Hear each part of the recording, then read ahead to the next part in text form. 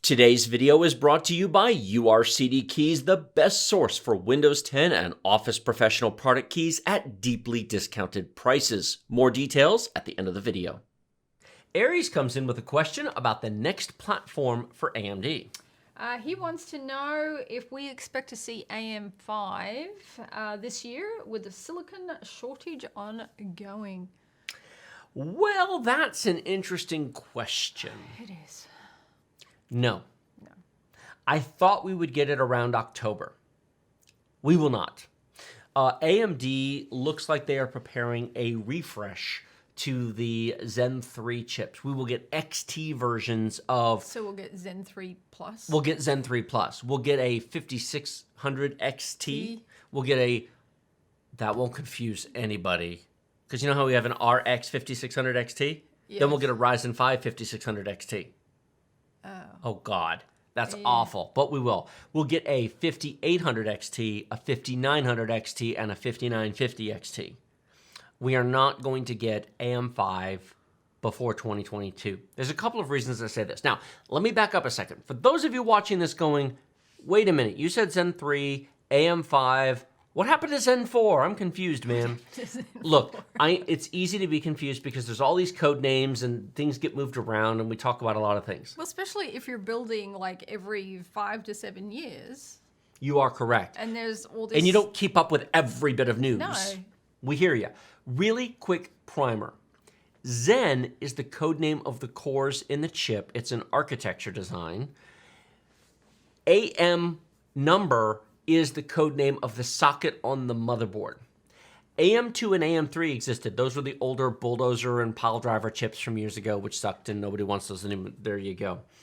AM4 is what we've been using on Ryzen so far, and it's basically the code name of the socket on the board, which accepts the chips. If a CPU is designed for an AM4 board, then assuming it has BIOS support, yes. Not all do, but you know there's limited forward and backward compatibility, but assuming it has BIOS support, an AM4 CPU will go into an AM4 socket. Zen 1, which is the Ryzen 3, 5, and 7 1000 series, Ryzen 7 1700X, for example. Zen Plus, which was Zen 1 with a refinement, was Ryzen 7 2700X. Zen 2 was the shrink down to 7 nanometers, and that was a really big jump. That kind of brought AMD within close proximity of Intel in terms of instructions per clock cycle, overall per core performance. It didn't match it, but it got it really close. Close enough for, you know, horseshoes and hand grenades. In any case. So that's the 3700X. That's the 3700X. Now, here's where it gets confusing. Zen 2 is 3000. Correct. Zen 3 is 5000. Correct. A Ryzen 7 5800X is Zen 3. They skipped 4000. They did. And so we went from Zen 2 to Zen 3 and from 3000 to 5000. Yes, it's awful. Yes, it's confusing. I'm right there with you, but that's what it is. So they're going to keep the Zen 3 plus 5000. Right. But those will be Zen 3 Plus 5000 series still on AM4. Correct. AM5, with all the silicon shortages, with all the production problems... Are they going to 6 or are they going to 7? 6,000? 7,000? They are skipping the 6000 series. Of course they are. So it'll be AM4 on Ryzen 7 7000 series. But that will be on a new socket. AM4 or AM5? AM5. Zen 4 on AM5. 7,000. 7000 using either... Yeah. But can you imagine somebody who only builds a computer once every 3 to 5 years, hearing all this going, What the hell? huh? These are all just names. They don't mean anything to me. What am I supposed to buy? Yep. As tech reviewers, we probably don't take that point into account as often as we should because we're in it every day. And for those of you who are regular viewers of the channel and who keep up with all this stuff, you might go, come on, it's so simple. You don't, it's these chips and these sockets and these things, and don't you all know what it is? If you keep up with it, you do. But if you don't, these are just gobbledygook. Yeah. We pretty much know where people are by the question they ask. So will we get Zen Zen 4 on AM5 this year. No. And actually, I think part of the reason for that is DDR5 is not quite ready. The first not quite. Alder Lake chips, the 11th gen from Intel, the Big Little architecture, that's coming on LGA 1700, which is a new socket from Intel, new motherboards, everything. That's coming in October. That's supposed to use DDR5. It is. However, Are they going to push it out? no, but Intel is going to allow the motherboard makers to make DDR4 boards for Alder Lake. But here's the fun part. There will be LGA 1700 boards with DDR4 and LGA 1700 boards with DDR5, but they're not cross-compatible. There are some engineering sample boards right now for testing purposes that have both DDR4 and DDR5 slots on them.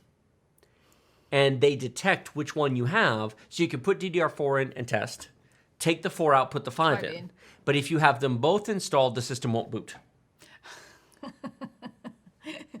No, super. No, you can't use both at the same time. That's not how the memory controller works.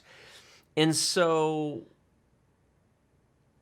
AMD might be waiting until 2022 to go with a pure DDR5 solution and leave DDR4 off of AM5 completely. You've got to keep in mind something. One of the things that Intel did when they went to LGA 1700 is they gave themselves 500 more pins to work with over That's true. over the current ones, because it's LGA 1200 on the 10th gen.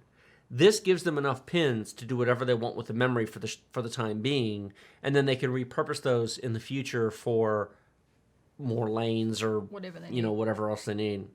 I do hear that Intel is planning on keeping their socket for more than 2 generations this time. One of the reasons they made the leap to LGA 1700 was to give them enough pins so that they can kind of future-proof the socket and let it work through 3 or 4. They're learning their lesson from AMD and going, okay, we're going to try to have 4 years of CPU support on one socket. Haven't we heard that for a while now? Well, we heard that from AMD, but Intel does do a better job of testing and validation, in fairness. They have the money. True. Here's the other kicker. If you buy the first generation Alder Lake, and you go, well, DDR5 prices are twice DDR4 prices, so I'll get the DDR4 board with Alder Lake. And 3 years from now, you want to upgrade to Meteor Lake, which will no longer be, because Raptor Lake is coming after Alder Lake, and then it's going to be Meteor Lake, which is 13th gen, and then Lunar Lake, which is 14th gen.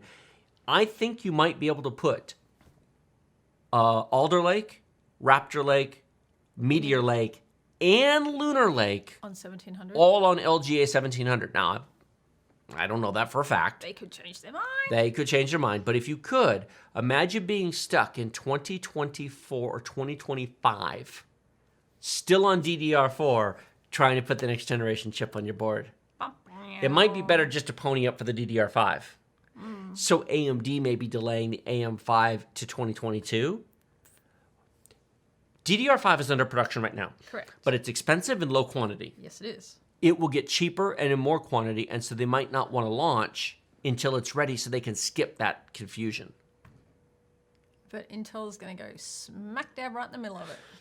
Our good friend Ian over at Tech Potato actually did a video on this recently, saying that he thinks that Intel should wait 6 months on Alder Lake to let DDR5 become normal and just keep DDR4 off of it, because otherwise people will be so confused. It's confusing enough as it is. Well, remember the DDR2 and the DDR3? Didn't they do something similar to that? And they did it in 3 and 4. The first generation Skylake 6th gen, there were DDR3 and DDR4 boards.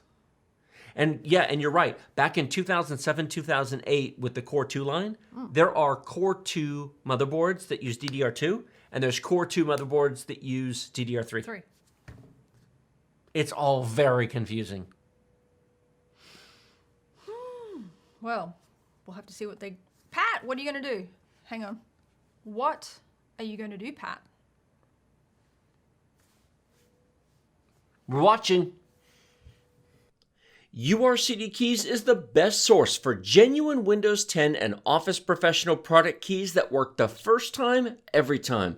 Get 20% off normal prices using our discount code BST for Bite Size Tech and the link in the video description below. $15 gets you a Windows 10 Professional OEM key that is a real product key, activates directly with Microsoft. Use it forever as it links to your Microsoft account and it works through reinstalls. Get a full copy of Office 2019 Professional Plus for about $50 that redeems at setup.office.com using your Microsoft account. It also works forever through reinstalls. We have been using URCD keys for almost 3 years now and recommend you do so as well.